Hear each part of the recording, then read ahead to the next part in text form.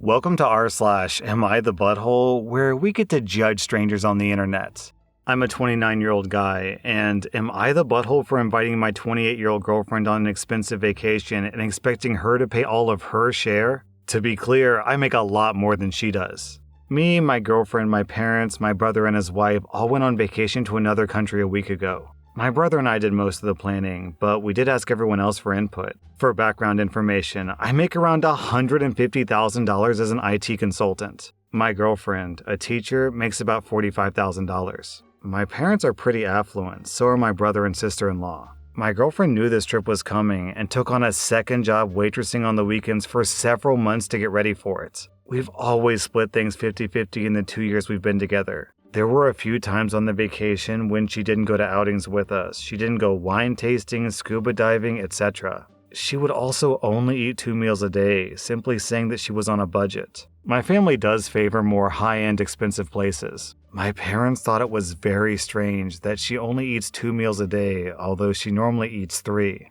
When we got home, I asked her why she skipped out on several of the outings and only ate 2 meals a day. I mentioned how I heard her stomach growling one night, and I said that I was concerned about her having an eating disorder. She got teary-eyed and said that she just couldn't afford 3 meals a day, nor the outings that she chose not to go on. She had only gone on 3 of the 6 outings with us. She said that she wasn't expecting everything to cost so much, and she was overwhelmed. She also said that she doesn't know if our relationship is going to work out long-term if she's expected to go on vacations like that with people who make so much more than her. I feel bad that I didn't pick up on her discomfort sooner. But we did agree to split everything 50-50, and I don't know why she agreed to come if cost was an issue. OP, why'd your girlfriend come on a family vacation? Because she wanted to. Why wouldn't she? You were going, you said your brother and his wife was going, so of course she would want to be included too. First of all, OP, don't get upset at your girlfriend for wanting to come, because who wouldn't want to go on that vacation? Secondly, OP, what's the point of making all that money if all you're going to do is just hoard it for yourself? You mean to tell me that you literally just ate a meal in front of your girlfriend and she just watched you eat, and then after you guys ate and she watched you eat, you're like, oh, so we're going to go wine tasting. Are you going to come? And she's like, no, I don't think so. And you're just like, oh, I see. Well, see ya, wouldn't want to be ya. Like, come on, OP, have some mercy on your girlfriends. What's the point of flying to some exotic vacation if you can't enjoy it with the person who theoretically you're in love with? I get that on the surface, splitting things 50-50 feels fair, but realistically, the real way to split this would be 75-25. If she makes $50K and you make $150K, then together you're looking at a $200K a year salary. So the actual fair thing to do would be for you to pay 75% of everything and she only spends 25%. That way, you're each spending money relative to your own individual incomes. Honestly, OP, you kind of sound like an out-of-touch douchebag. If I'm making $150,000 a year and I find out that my girlfriend is working 2 jobs to afford a vacation with my family, not her family, with my family, then I'd be like, oh, don't worry about it, sweetie. I'll cover the vacation this time. But instead, OP, you're just like, oh my God, who invited this poor girl? Is she even eating meals? Does she have an eating disorder? Oh my God, that's disgusting.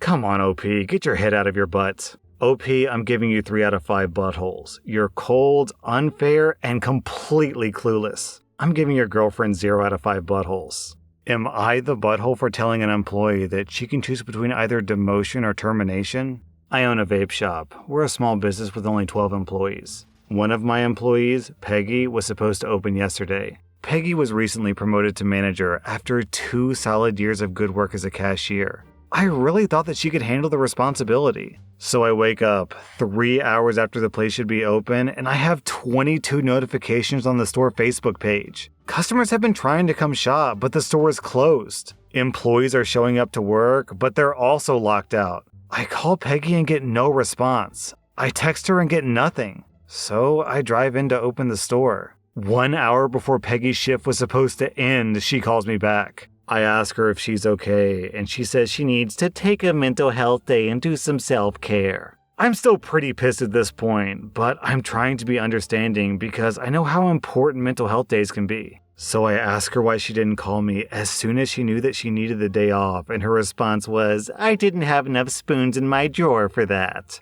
frankly, I don't even know what that means. But it seems to me like she's saying that she can't be trusted to handle the responsibility of opening the store in the morning. So I told Peggy that she had 2 choices. 1, go back to her old position with her old pay, or 2, I fire her completely. She's calling me all sorts of words that end with the term ist. She says that I'm discriminating against her due to her poor mental health and her gender. None of this would have been a problem if she simply took 2 minutes to call out. I would have gotten up and opened the store on time myself, but this no-call, no-show nonsense is not the way to run a successful business. I think that I might be the butthole here because I am taking away her promotion over something that she really had no control over. But at the same time, she really could have called me. So Reddit, I leave it to you. Am I the butthole? Okay, so let's just suppose that Peggy really is suffering from some kind of mental health issue that doesn't allow her to always come in when she's supposed to. In that case, what she clearly should have done was set up some sort of protocol where whenever she has a day where she can't open and she can't call in because she doesn't have enough spoons or whatever, then this protocol would automatically kick in and they could still open the store on time. Right?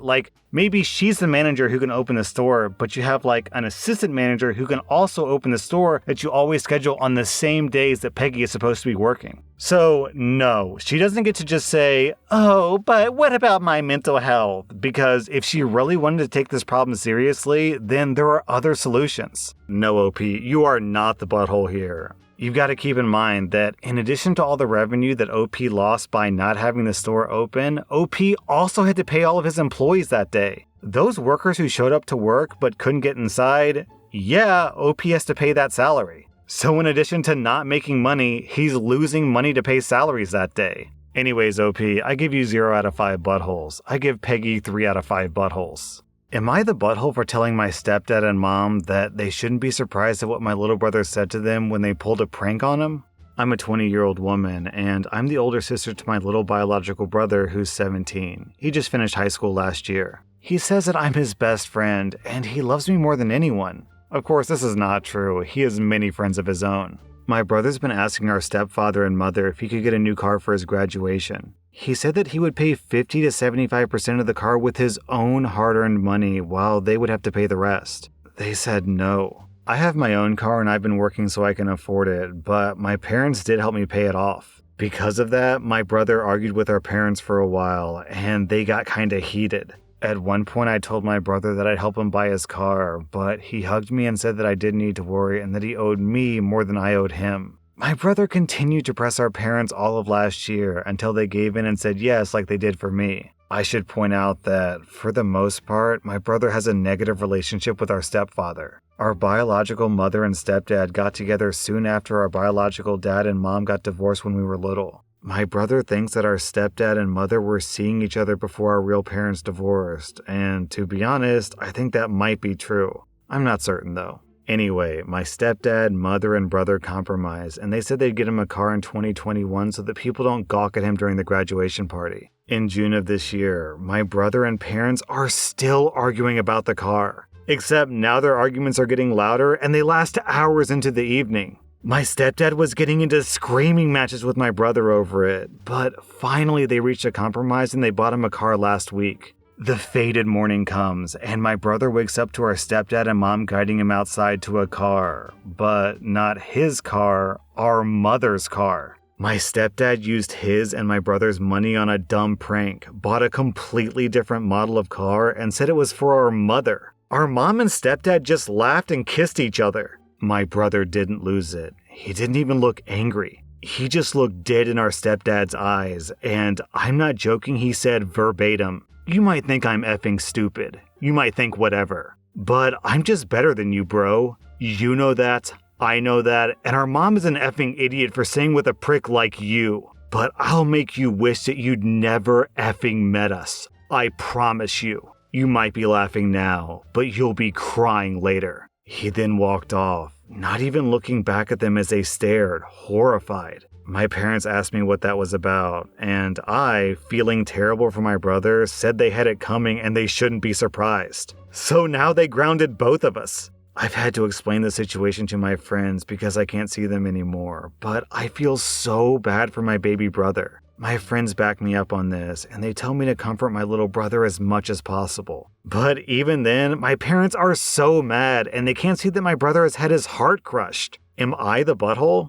Alright, okay. What your stepdad did here isn't just morally wrong, it is literally illegal. You can't just say, hey, give me money so I can go buy this thing, and then not buy that thing, buy something else instead, and buy it for someone else. What is that? Is that fraud? It's fraud, right? I think it's fraud. Like actual legal, you have to go to prison or something fraud. I mean, granted, they probably wouldn't go to jail because this is like probably a small amount of money, but yeah, it's illegal. You can take them to court. You can sue them and you will win. Easily you will win because what they did is hyper illegal. Okay, so I just ordered this like custom kind of like keyboard riser for my desk because I want my keyboard to be higher. And it's basically just this like little wooden box that I'm gonna put on my desk, and it's like a certain height. So it had to be custom made from Etsy. And I sent some guy on Etsy like $50 to make a nice wooden keyboard riser for me. That dude can't just be like, oh, by the way, I took your $50 and I spent it on tacos for me and my girlfriend. Sorry, bro. Guess I'm not gonna get you that keyboard riser anymore.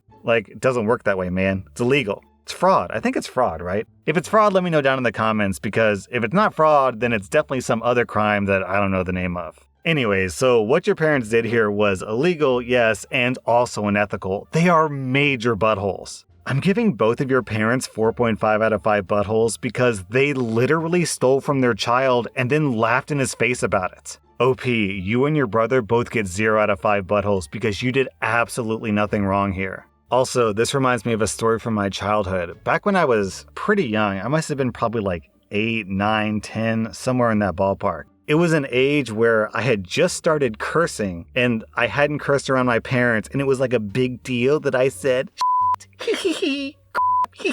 like, you know, just that age. Anyways, me and my little brother convinced our parents to let us set up a tent in our yard, and we were going to sleep in the tent overnight. Well, my parents get the bright idea that they're going to prank us. So what they do is they approach the tent at night at like midnight by the time we're like actually asleep, and they kind of like paw at the tent, pretending to be some sort of wild animal. And this terrifies my brother and I because we're like 8 and 6, something like that. And I shout out, what the f*** is that? Because I'm a scared little kid. My parents later got mad at me for cursing because that was the first time they'd ever heard me curse when they were the ones who were scaring me. So, major butthole move, mom and dad. It's not my fault you made me curse. Giving my mom and dad 1 out of 5 buttholes because I still love them, they're good parents, but that was kind of a douche move. Am I the butthole for only going to black salons? I'm a 30-year-old white woman with thick curly brown hair. I'm a 3C if you know what that means. I've always struggled with my hair, and I was adopted into a family of people with straight hair who couldn't care for my hair properly, leading to huge knots. And I would regularly get my hair massacred by scissors to make it short to be easier to deal with. When I went to university, I met my best friend, who's black, and she has a similar hair type to me. When she noticed me struggling with my hair, she helped me out. She showed me hair products from brands intended for black people that really helped with my hair quality. And she even took me to the salon that she went to that catered to black hair types. My hair has been amazing ever since then. They've been the only people to understand how to care for my hair and make it look nice. Well, onto the actual arguments. Me and some friends from work went out to dinner. We were talking about our hair, and I commented that I only go to a salon that specializes in black hair care. One of my coworkers, who's also white, commented that it was inappropriate for me as a white woman to take advantage of black products and services that should only be used by black people.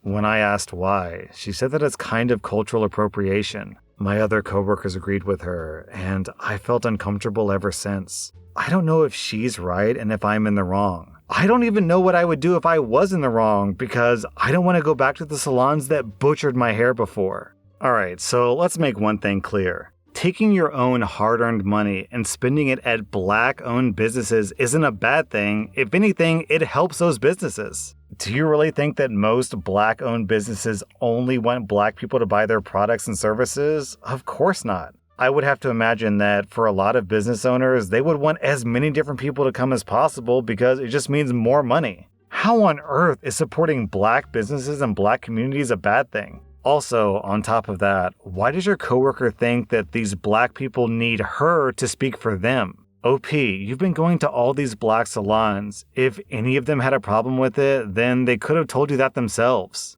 They don't need some white savior to come in and say, oh, well, actually, what you're doing is extremely rude. Also, I'm going to be honest with you. Even if I'm wrong here, even if what OP is doing is considered to be cultural appropriation, then I will fight to the death for OP and everyone else's right to culturally appropriate as much as they want to, because I will be damned if I will ever give up the Mexican burrito. We've got this burrito place that's close to my house, and they make the best burrito I have ever had in my entire life. A little bit of sour cream, oh my god. So if buying black hair products and eating burritos counts as cultural appropriation, then yeah, I'm a cultural appropriator because burritos are delicious.